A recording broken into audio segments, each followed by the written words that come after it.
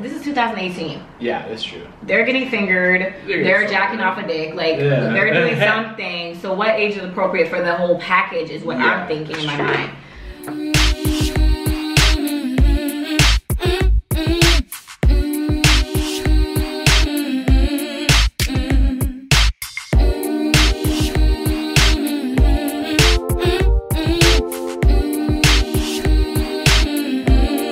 Welcome back to the Chatterbox Toronto, everybody. I got my boy Mark with me again. And we're gonna get right into these juicy questions as usual. And I have the first one this time. So the first one is, my girlfriend ruins my boys' night every time because she gets mad that I go out without her. She calls me tons of times. How can I make this stop? Your girlfriend is annoying. What the hell is that? I've had a girlfriend like that. She doesn't trust you. Okay, you had a girlfriend like this. Yes, I did. Spill. So the reason she was like this is because I feel like she didn't have any friends of her own. So basically, I was the only one really that was chilling with her. And she didn't really have any girlfriends that she would go out with that often, you know? Like, and no, if she was going out with whoever it was that she was going out with, I was cool with it. Like, I never freaking rang her down or anything like that. Right. But I let it be known, like, you know, like, and sometimes she would come around, you know, the guys that I'm chilling with, because I don't mind, you know, like, the guys don't mind. But if we're having like a guys' night where it's like watching a fight, like, or something like that, yeah, we're not gonna obviously want to have girls around. We're gonna like want to have our beers and, you know, talk our guys shit. Totally. But yeah, that's super annoying. Like, I had to cut that off. I think this girl is insecure and she has no goddamn trust, and she needs to be put in her place. Like, you need to let her know this is not cool. Like, you should need to go have your girls' nights. If you don't have friends, that's not my fault. But at the same time, I need to have my space and be able to chill with my friends and know that you, once I let you know, babe, I'm going out tonight or I'm going out today, that you're cool with it. Calling my phone every second is not going to change anything. And the fact that she's calling your phone, I want to know, are you answering all these phone calls? You need to ignore them, okay? You need to ignore them so she'll get the point. And then when you go home, whatever attitude she has, you need to put her in her place and let her know, like, yo, if you don't trust me, we shouldn't be together. Like, I need to be able to have my fun and, you know, be with my boys and feel like you trust me. Maybe she's calling just to see if there's actually dudes there in the background. Like, I mean, trust again. Yeah, and like, exactly. It's definitely a trust thing. And if it's about that, like, I don't know, maybe just answer the phone, like, accidentally have your boys talk in the background or something. I just feel like you shouldn't have to do it, but like, I mean, if you really like, okay, if you really, maybe you've done something to her before, if you cheated on her before, I could totally understand her acting like this.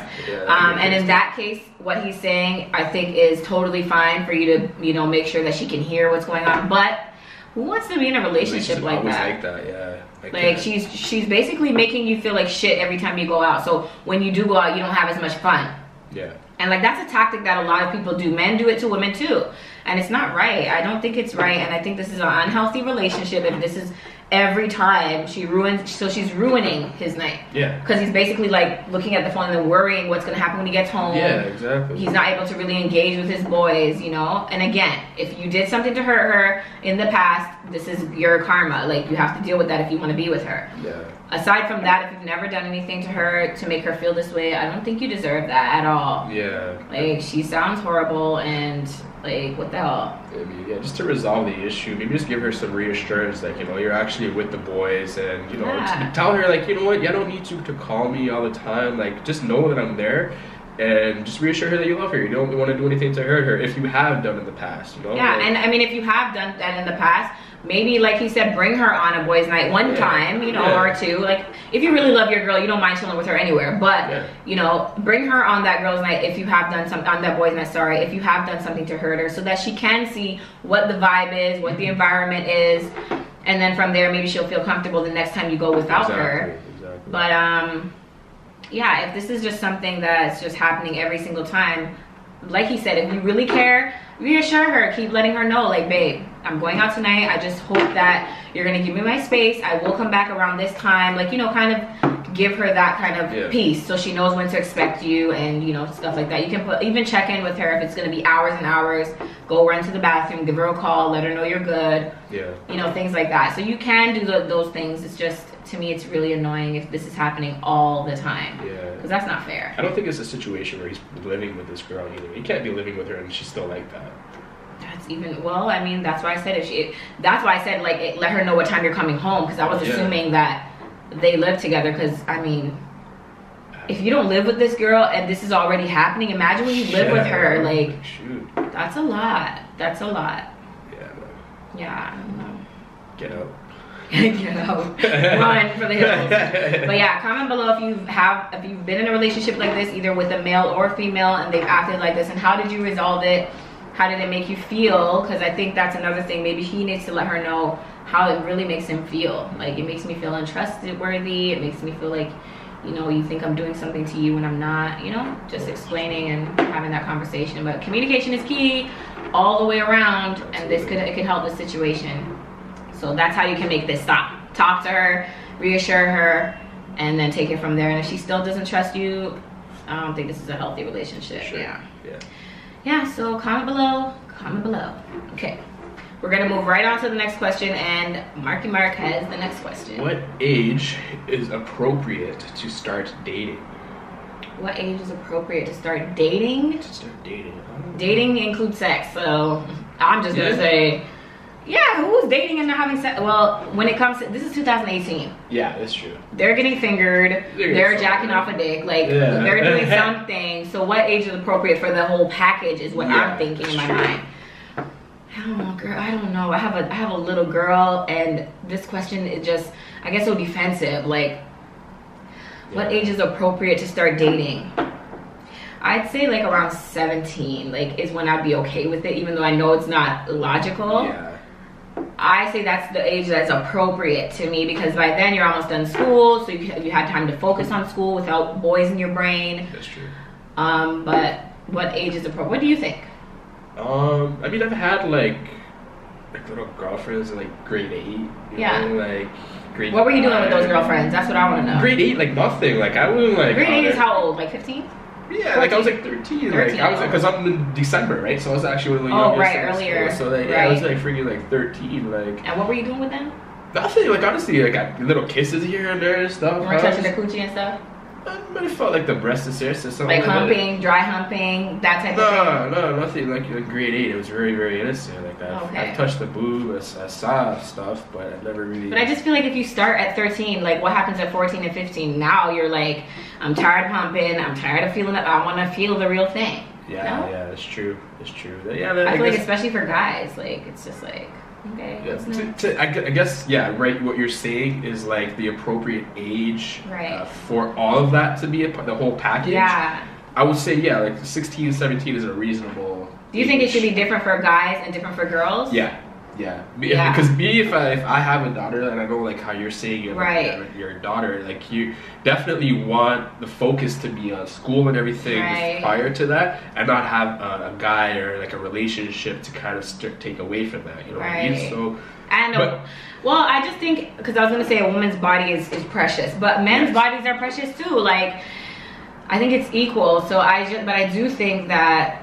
For younger girls, you guys should just try to wait as long as possible, because there's really nothing that you're missing. You're gonna have your whole life. Because I'm thinking actually it's a parent who wrote this for sure. question, and they want to know what age is appropriate for their child to start dating. And as a parent, this is really tough. Like, it's really tough to like let your baby go and try to like do things and explore, and like it's a lot when it comes to boys and to girls and stuff like that. But like, even my younger sister is like, one of them is 15 and she has a little boyfriend, and you know, I mean, I'm praying to God that nothing really is happening, but she told my mom about him, and my mom is just like kind of watching the relationship, and she met the boy, and the fact that he's a nerd makes it really easy. You know, he's really good in school and stuff like that. So I think it really just depends on your child, their maturity level, and you know, I don't know. I don't think anything below 16 or 15 is appropriate at all. But if it does happen, then I mean, you're gonna be more involved in the child and let them know, you know, appropriate things in the relationship, right? Because as a 14-year-old, they're not gonna know anything about what a relationship is, right? So you need to educate them on basically how to go about having a relationship. And talk about the birds and the bees. Like, you don't want them to find out those things from friends. You want them to hear it straight from you, and you know, because curiosity is a bitch. Like when it comes to kids, like they want to fucking know. Like they want to know everything. So yeah, what age is appropriate? That's a really good question, and I want to hear from you guys because I want to know what you guys think. Like what age is appropriate to start dating, and what exactly is dating to you? Because to me, dating is like the whole thing. It's like you're dating. I'm dating this boy. If I say I'm dating this boy, means I'm kissing this boy. I let him kiss my neck. I let him squeeze my boob. Like, you know, you don't know. Like, does that mean he can slap your bum? Like, what are you allowing in that dating? So, yeah, it's a conversation.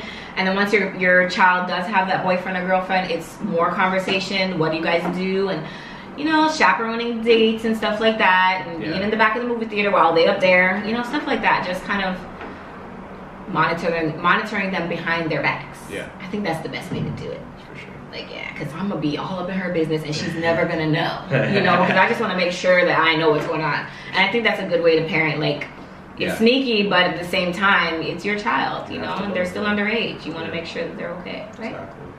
Yeah. So I think we've answered that question. And, yeah, comment below. Comment below. Parents, I want to hear from you. Non-parents, you guys have opinions too. I want to hear from you. What age would you allow your child to start dating? What do you think is appropriate? And we'll leave it at that. All right, so before we end the show, I do have a bizarre sex statistic for you guys. And again, this one is about the male. Lately, they've all been about the male. I love this. So this one is, a blowjob is the #1 sex act desired by men. And this is a study that was done in 2010. So this is 2018, so I mean, things could have changed, but I doubt it. And we have a male right here, so let's ask him. Hell yeah, man. That's the #1 more than oversex. Yeah, honestly, I prefer it too. And then there's a song about it too. You ever heard that 3 6 Mafia song? What song? Said I love having sex, but I'd rather get some egg. Yeah, so I guess it's true. I guess it's true. Like, so it's honestly, it's just so relaxing. Yeah, you don't really have to do much. You don't have to do much. You're just there laying back and enjoying it. As a woman, I would say getting head is more, it's way better. Like, you have way more orgasms. Like, it's way better for women too. Like, and I want to hear from women because I want to know if this is something that getting head, like for you, is the #1 sex act desired by women. But for men, also comment below because I want to hear, you know, what you guys prefer. Do you prefer the palms over the head? Like, what do you prefer? What you guys gonna say that, please? Like, I don't know. I've had conversations with my boys, and they all say like, because there's men that are in relationships and the woman doesn't give them head at all. That sucks. And there are men who probably don't want head like at all. What? Like, I feel like there's one of everybody in this world, right? Men. Those are not part of the statistic. That's the problem. Those are in the closet men or something like that. They're having a relationship there. Like, if you're not getting head in your relationship, oh, come on. Yeah. They're getting it from somewhere else if they're a straight man. Yeah. Well, I mean, like I said, there's one of everybody in this world, so there might be that man or who doesn't care for it. It's like, oh, it's okay. He's okay without it. But I pay attention to the comments. Yeah, I do want to hear from you guys, especially the men in this, to let me know, like, in 2018, what do you guys prefer? Do you prefer head or do you prefer to actually fuck and like get the pussy? Because I want to know. I want to know if that's still the #1 sex act desired by men. And I also, like I said, I want to hear from women because to me, I feel like that would be the #1 thing desired by women as well, because that's what's really giving you the main big orgasm. Like, you know, they're taking their time, it's like, you know. So yeah, comment below, and if you have any other sex statistics that are bizarre, weird, crazy, comment below. I would love to hear them. Maybe we can talk about them on the show as well. Sure. And as usual, we're gonna end it here. I'm going to share Mark's information somewhere here below, so make sure that you slide through those DMs, say what up. And we're gonna end the show off by saying make sure that you subscribe, share, comment, like everything this video, and wrap it the fuck up. Wrap it up, y'all. Wrap it up. Be safe. And until next time, this was the Chatterbox Toronto. Deuces. Because there are some men who I think just enjoy anal sex. It doesn't mean